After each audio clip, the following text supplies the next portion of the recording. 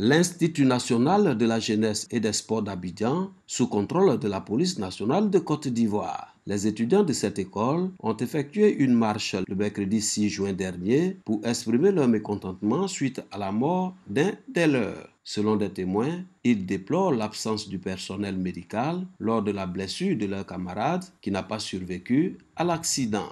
Sérieusement, il faut dire la vérité, il s'est accroché au poteau d'handball là. Voilà. Le poteau n'est pas fixé. Bon, il faut voir, quand il s'est accroché au poteau, il est venu avec le poteau en bas et le front a eu le sol et le poteau est tombé sur la nuque. Donc il y a eu l'hémorragie. L'hémorragie était tellement immense, le sang sortait de ses oreilles, par ses yeux, de la bouche. Vraiment, c'était pas joli à voir. C'est moi, les enfants là sont venus trouver ici. Je leur ai dit qu'il n'y a personne.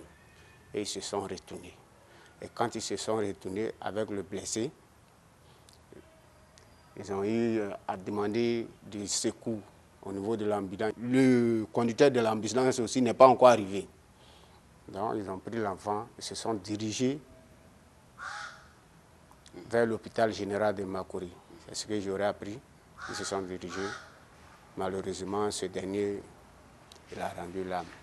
Il y avait une réunion ici pour tous les étudiants. Donc nous sommes venus participer à la réunion pour savoir ce qui allait se passer. Et c'est ici qu'ils nous ont donné quelques informations, comme quoi il y a notre camarade qui est décédé. Donc on allait croiser le ministre pour pouvoir en discuter. Voilà, c'est ce qu'ils nous ont dit. Le mécontentement des étudiants de l'INJS a viré aux revendications. Les étudiants ont saisi la brèche pour évoquer les problèmes de logement auxquels ils sont confrontés, ce que déplore le directeur général de l'Institut. Habib Sanogo appelle les étudiants au calme et à plus de responsabilités en ce moment difficile que traverse leur établissement. Ces éléments qu'ils ont évoqués sont des dossiers qui sont traités depuis, qui sont adressés et les réponses sont trouvées. Nous sommes étonnés que ces revendications viennent à la suite donc de ce drame-là. Sur la question du logement, il y a des travaux qui ne sont pas achevés, notamment sur la question de l'assainissement et de l'évacuation des eaux usées. Donc c'est ces travaux-là qui sont en train d'être achevés. Et c'est pour cela que, je le dis aussi, c'est une question de responsabilité.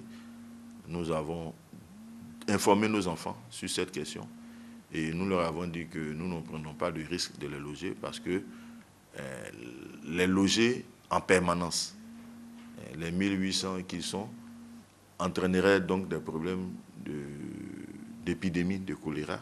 Concernant la bourse, les bourses sont payées. Le problème qui se pose, sur les 1800, il y a 48 étudiants qui n'ont pas déposé donc leur dossier à temps, alors que le délai de rigueur était le 28 janvier dernier. Ce n'est pas l'INJS qui octroie la bourse, c'est le ministère de l'Enseignement supérieur. Et dans tous les établissements supérieurs de Côte d'Ivoire, c'est des formateurs. Donc, ils ont une discipline à observer. Et nous les appelons donc à savoir raison garder. Comme je l'ai dit, c'est vraiment un accident malheureux. 3 jours de deuil ont été décrétés en la mémoire du défunt. Le gouvernement rassure les étudiants et informe l'ensemble des Ivoiriens qu'une enquête a été diligentée en vue de élucider les circonstances du décès de l'étudiant Dié Éric Privat et de situer les responsabilités. Les conclusions de cette enquête seront rendues publiques dans les plus brefs délais. Mais en attendant, le directeur du Centre de la médecine du sport est suspendu de ses fonctions. Les cours sont suspendus depuis 3 jours à l'Institut national de la jeunesse et des sports d'Abidjan. Ils devront reprendre le mardi prochain.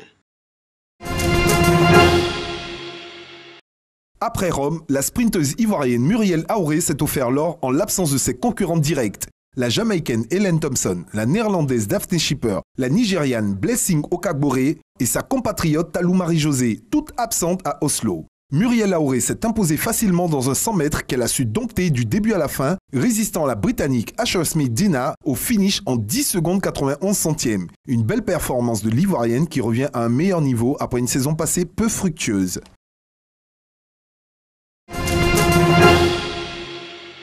La scolarisation de la jeune fille Le thème est au centre de ce rassemblement public organisé par la FADESI, les femmes actives et déterminées de Côte d'Ivoire. Pour sa première sortie officielle, le dernier né des organisations de lutte pour la scolarisation de la jeune fille affiche tout de suite ses convictions. Faire respecter partout où besoin sera les droits à l'éducation de la jeune fille vivant sur la moindre parcelle du territoire ivoirien. Notre objectif premier, c'est d'encourager la scolarisation de la petite fille pour que celle-ci participe demain au développement de son pays de façon active.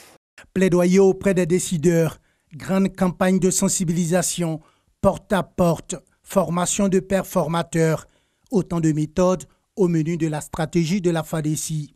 Mais pour être plus opérationnel, les femmes actives et déterminées entendent aussi accompagner les familles les plus démunies. Les parents, c'est vrai que nous allons les encourager, nous allons les sensibiliser, mais nous allons par moments les aider à scolariser la fille en leur donnant des kits scolaires, des manuels scolaires. Forte d'une trentaine de membres, la FADESI espère voir la Côte d'Ivoire aller très rapidement à l'émergence.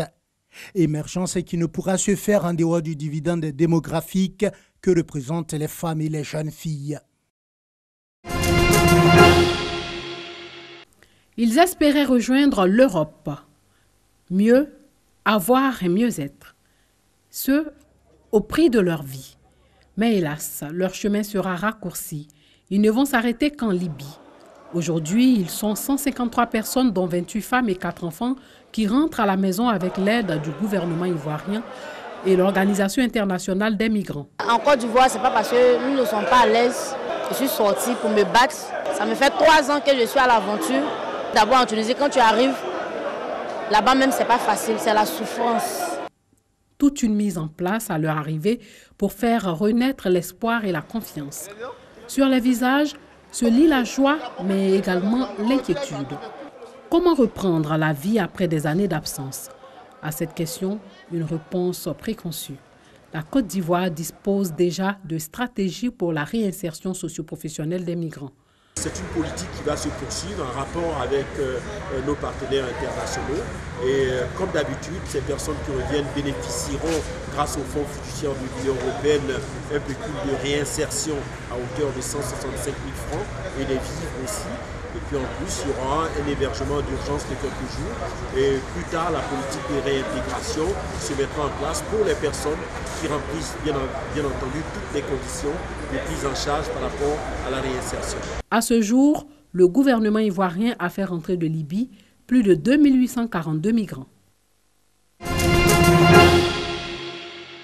Poursuivi pour fraude, corruption et blanchiment dans le cadre d'une affaire d'armement datant de plusieurs dizaines d'années, le procès de Jacob Zuma est reporté au 27 juillet prochain. La raison de ce second report, le contentieux sur les frais d'avocat de l'ex-chef d'État qui est jugé en même temps que la filière sud-africaine de l'équipementier mise en cause dans l'affaire.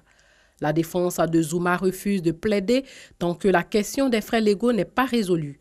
L'opposition sud-africaine a lancé un recours pour que ces frais estimés à plus de 656 millions de francs CFA depuis 2009 ne soient pas supportés par le contribuable. Autre raison de ce report, l'examen de nouveaux éléments, notamment le recours déposé jeudi dernier par la compagnie mise en cause dans cette affaire pour faire annuler les charges qui pèsent contre elle. La question des frais d'avocat de Jacob Zuma suscite un gros débat entre ses soutiens qui estiment qu'une prise en charge de ces frais par l'État est légitime et ses détracteurs qui pensent que l'homme devrait lui-même couvrir les honoraires de ses avocats, d'autant plus qu'il n'est plus président.